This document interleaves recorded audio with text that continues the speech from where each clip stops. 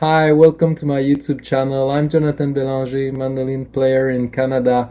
Today I'm very happy I will be talking on Zoom with Alon Sariel, mandolin player who's living in Hanover, Germany. Alan not only is an incredible mandolinist, but is also an instrumentalist. He just released a CD called The Plucked Back, and really he has been breathing new life into the mandolin music for the last years. With over 1,000 concerts in 35 countries, Alon is an active soloist and also a chamber music player. So he's probably one of today's best mandolinists. So I'm really happy I will meet him. Okay, if you like my video, please subscribe to my YouTube channel and just leave a comment, and I'll be happy to reply. Bye bye.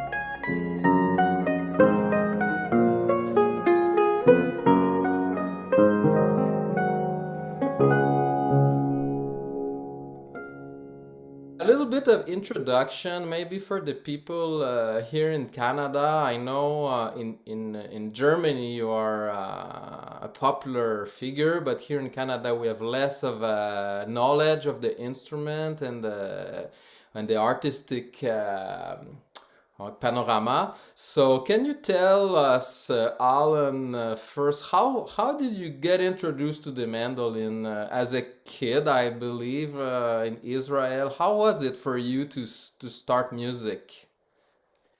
Yes, it's a question that I'm often being asked, and there's a funny story behind it. Okay. Later, I found out that it's not exclusively my story. Apparently, in the Beersheba Conservatory, they had this kind of socialist way of looking at instruments, maybe, They and they like converted you. they like to have the classes probably as full. Okay.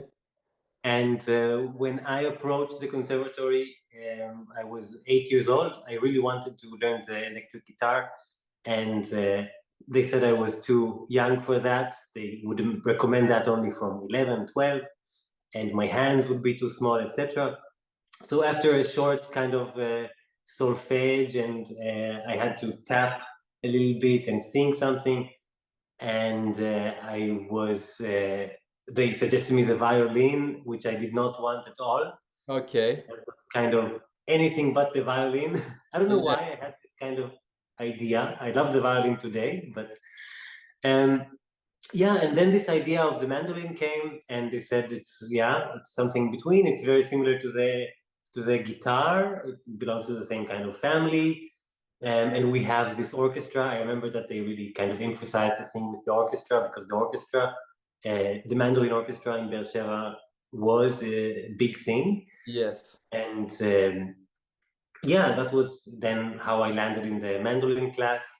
What And kind of instruments were you having? Were you playing like, did you have like children learning instruments, or what's the situation then in Israel with mandolins? so the first mandolin I played was a rather cheap Romanian instrument that I lent from the school. Um, and I played that at least for a year or two. And I remember that my teacher back then made this kind of serious talk with my parents that it's time to go to the next level, Okay.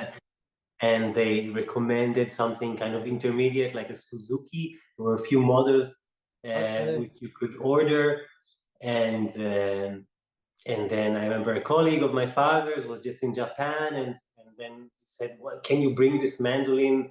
I think it was an M30 Suzuki or something, and that was the next Oh, the next instrument that I had. And then a few years later, I've been to the USA actually for a year on sabbatical of my father's, and then in Los Angeles, I got a breedlove, okay. so a flatback mandolin that accompanied me also for a few years. And then when I was kind of ripe enough and mature, I was then approached to this luthier Ari Kerman in Tel Aviv. Yeah. I got my first Kerman mandolin. I think I was 14 or 15 Oh, wow. at the time.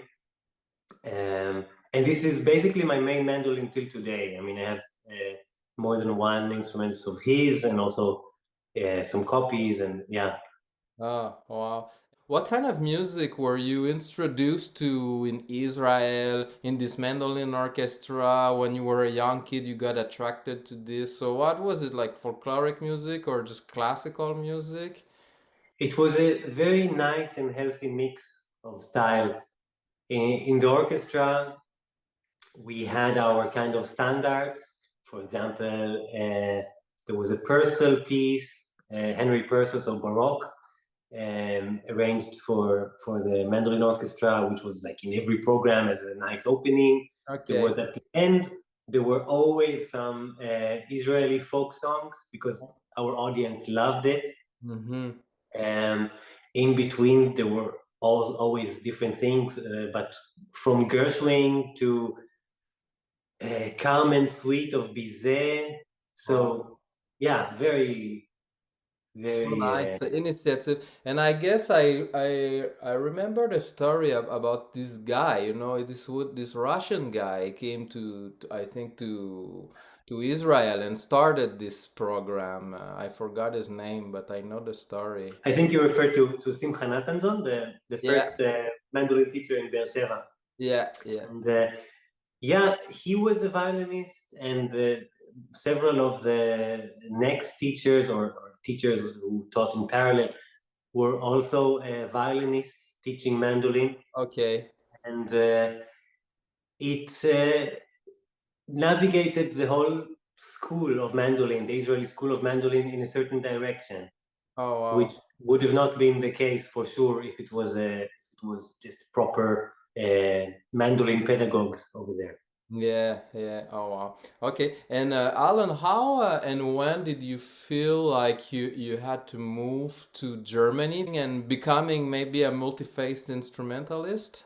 Yeah, so it was never the plan. I never had the feeling I have to go to Germany. I did have the urge to expand my base from Israel, but at the time I left Israel when I was 23.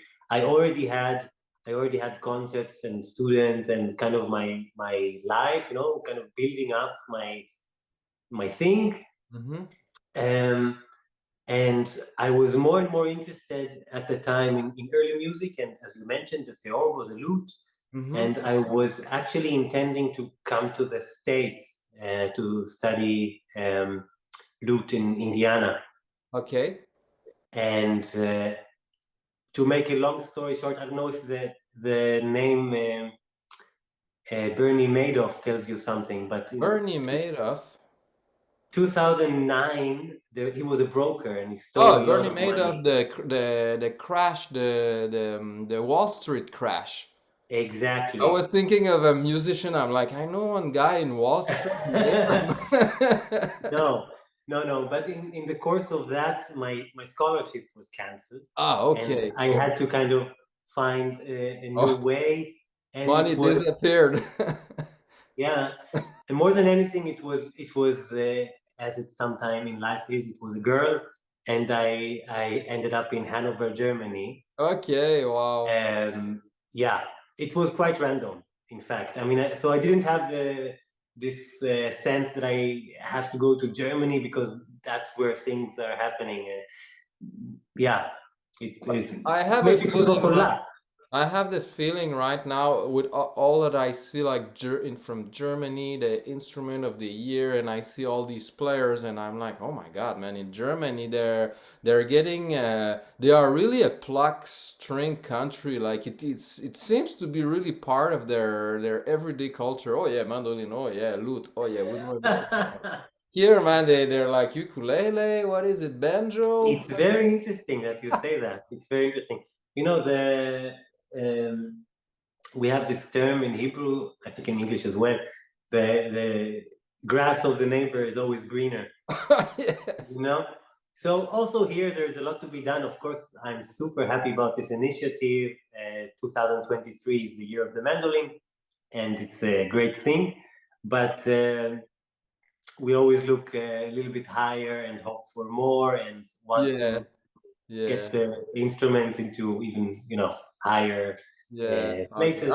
I'm just happy to see this. I'm happy to share, and I'm happy to meet you today. So people they know a little bit more about this universe. Can you please talk to us a little bit about your latest album, The Plucked Back, and how did you came up with the idea to mix like all these instruments? It's beautiful. There is a must-see video that you posted on YouTube where you play the theorbo. I mean, for me, the theorbo it's kind of a surreal instrument. I've never seen a real one, and it is super long. The neck, and yeah. How did you came with the idea of mixing the oud, like the Oriental sound, and Mm. because all this Bach music, it's kind of universal music, you can adapt it to any instrument. So please tell us. Okay, so in fact, this was my first Corona baby. So I had lots of time, like many of us in 2020 and 2021, and I've arranged a lot of music of Bach. I was playing Bach already for many years, of course, but I really had the time then to get much deeper into it, and um, I hired a church. It was in the time where actually here in Germany you were allowed to meet with one person, which is not kind of from your household. Oh, okay. And I thought, okay, the only project I could do now with this is a recording. I have one tonmeister, a sound engineer, Mm-hmm. myself, wonderful church. There were no planes, very few kind of cars and noise outside. Yeah. Um, so it was a very intense period for me. And after all the arranging and the practicing, I really remember the days of recording because I didn't even have a track list to follow. I was just like, let's record Johann Sebastian Bach.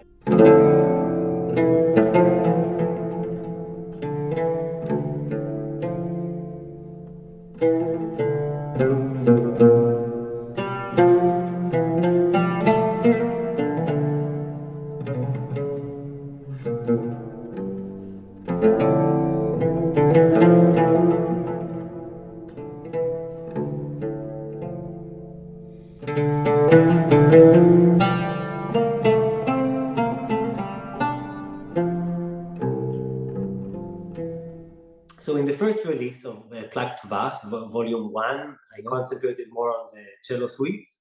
Okay. And really, it's a portrait of these suites through my eyes, I would say. So it Yeah. has something very personal, and this is where the oud comes from. My father is Tunisian, my mother is Iranian, so I have this. I grew up in the Middle East, in Israel. I have this background in me, and Mm-hmm. for me, it's just natural. I don't know. It felt Wow. very good to have the instrument that I love and the Oh, music that I love it's together. fantastic. It's fantastic to so you can reflect this cultural influences through the music with all the knowledge that you have of classical music and mandolin, and then you render all this beautifully. I'm really impressed. It's very beautiful. Thank you. And can you tell me a little bit about, especially these instruments that you are playing? I was seeing on YouTube you have a Vinakia mandolin, and you have another. I think it's a Milanese mandolin, and you have a collection of older instruments. And do you restore them? And do you have a process or something to tell me about one of these instruments? How did you find them, or a story? Sure. So um, I feel really privileged to have these two mandolins that I used on Plucked Bach. They are both historical instruments. One is from 1780. Okay. That's the Vinacha you mentioned. Gotcha. And It's beautiful. it's a wonderful instrument. And the other one is a little bit later. It's a 19th century instrument and also from Firenze. So from the northern Italy. Mm-hmm. And this one is called Mandolino Cremonese. Oh, Cremonese. Okay. There are so many sorts, and the Cremonese is very similar to the Milanese, but it kept the Neapolitan tuning, so it has really four strings in fifth. Okay. Yeah, and how do I find them? And really by chance. I mean, the Cremonese, I have it for a long time now. It belonged to a Dutch collector, and I bought it from him already more than 10 years ago. Did you have to restore any, or they were in plain Yes, good condition? question. So I had someone restore it for me. I don't do this work by myself because No, but you need to find expertise, which is here in Canada. It's quite complicated for me. Like setting up old mandolins in Montreal, it's difficult. It's kind of difficult to find expertise. I can believe that for sure. Yeah. To tell you the truth, even here in Europe, there is really a handful of people that I would trust to do this work. Mm-hmm. Um, so yeah, it's both of them had to be restored. Luckily, both have most of the the pegs, the bridge, everything is original. Okay. So yeah, but it's historical instruments is a romantic idea. It's beautiful, and like to think that the instrument you're holding has been there for 300 years or 200 years. It Mm-hmm. has so many stories to tell. Which other hands has played it? Yeah. But then there is also the other part. Tuning is more difficult. Yeah. They are sensitive to temperatures, to humidity. You Of always have to be, course. usually, though, these are instruments with a lot of character. Yeah. So I really like historical instruments, and it inspires me. At the end, also counts. What it does with me as a player, as an artist, while I'm on stage or in the studio with his instrument. Mm. What And happens?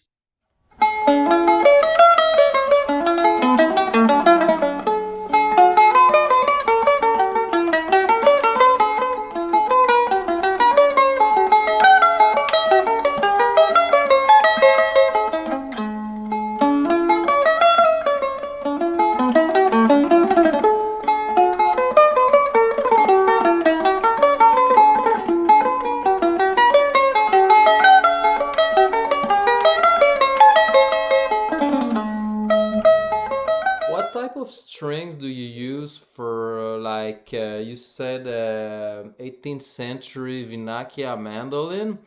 Uh, I mean, what were the strings then that they were using, and what is available today that is mostly similar?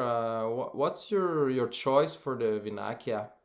Yeah, also a good question because there are very few mandolin players, even in the sort of so-called hip historical informed performance Mm-hmm. scene, who use the strings we know of.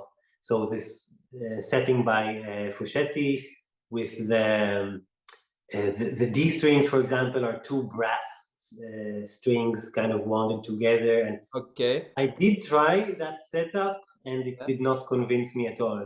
Okay.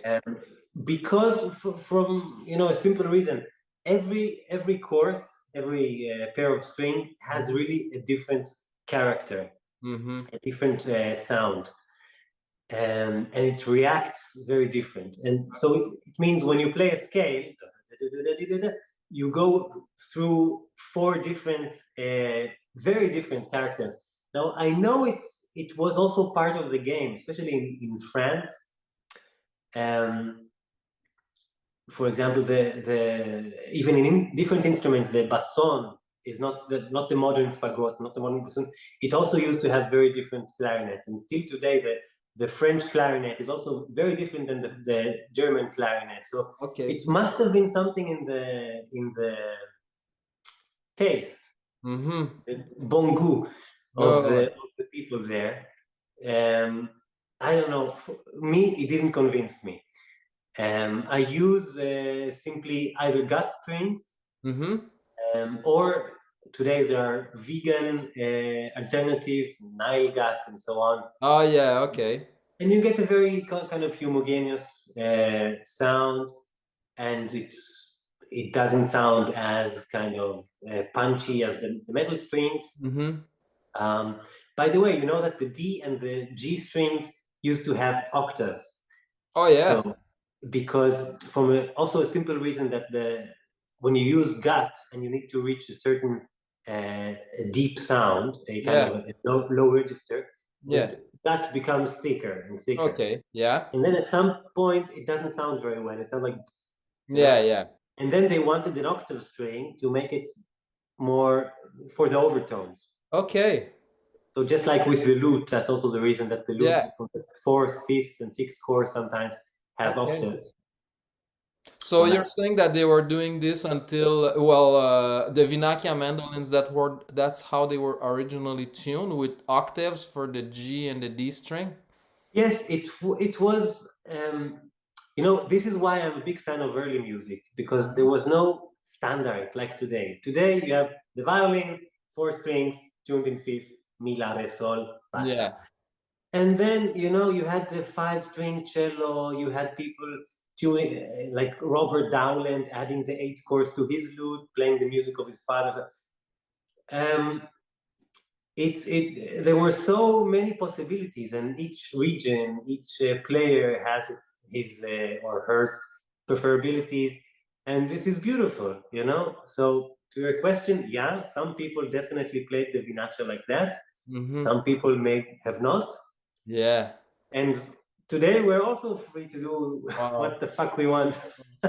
You know what? That's the exact thing I like about mandolin is that, and mandolin in Canada, because even for me, it's not like I have 20 people behind me doing the same thing, and we can do whatever we want. I mean, there's the creativity, and if we want to tune our mandolin this way, or if we want to play it that way, then we're free. Exactly. It's a free pass for Yeah, our it's creativity. important to keep this freedom and not go into standardized ghettos. Yeah, yeah. That is what your album on the back is about. Also about breaking traditions. Also because yeah, putting all these instruments and this feeling in the back music. This is one of my question I want to ask. You said that in the morning you like to wake up and play Bach music because it recalls you the spirituality of music and you like it and I believe you're not alone doing that. Like me too, I like to drink my coffee and play back and I'm even more crazy. I have like for me the back partitas they're like sacred books, you know, and I'm not allowed really to play them if like I have kind of a spiritual thing with Bach. So can you talk to me about your relation with the Bach music? Jonathan, I can very much understand what you mean about the partitas having this kind of spirituality, and so on.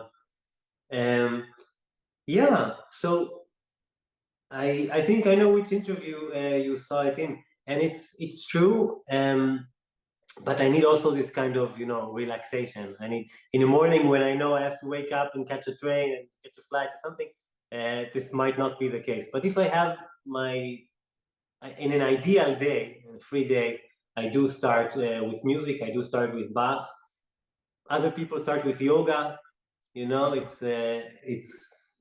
But it answers the same need, I think. Because no, you said to me earlier the pandemic it all got us like in a situation where we were like, okay, I'm gonna die tomorrow. What am I gonna do if I die? Okay, I'm gonna go in a church and record back. That's what you did, like your survival intuition is get roots inside you and reflect your person into music through the music of Bach.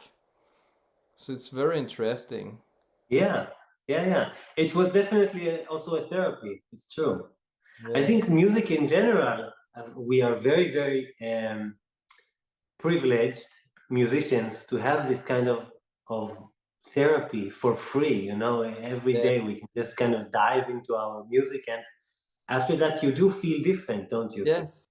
Yeah. So, I mean, after a solo recital, I had a very strong. I'm still kind of carrying a bit of a cold. Mm-hmm. I was a bit sick, and now it's fine. But a few days ago, it was quite severe, Mm-hmm. and I had an evening recital solo, just me and the mandolin and a lot of Bach. Oh, Uh, and I did not want to cancel because I thought I would feel so much better after that. This yes. would the best thing that I can do with myself in this situation.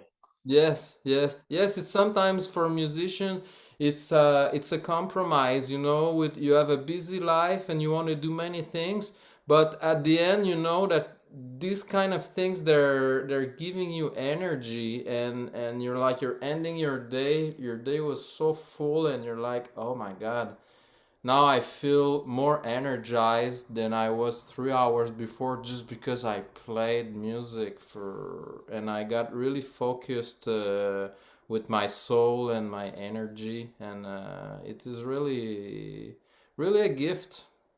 Exactly. I think because it when we play, we perform, we have all our attention focused, you know, we are Yeah, focused on what we do and who we are and on the music on the sheet of paper, but it's a very intensive thing. And otherwise, during the day, I think we do not notice that we give away so much of our attention for free, just like that, because we're yeah, waiting for an elevator. Okay, let's take the mobile phone and yeah, scroll through Instagram or something, yeah, and and the music is really the opposite of that. yeah.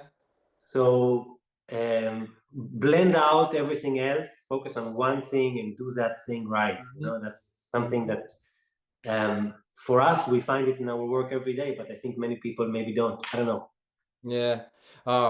So nice. So nice to talk with you. I see that we have that our time is coming, our Zoom time is coming up, but maybe I have another question maybe it's more personal, but what do you feel about playing music from memory? Like lately, personally, I've been really focusing on learning all the music from memory so I can be able to perform it in a different attitude, like my focus, if my focus is on the paper, then my hearing cannot be totally with the music, so I tend to put a lot of work to learn music by heart. And what do you think about that? I completely agree. I think you don't own a piece until you can play it by heart.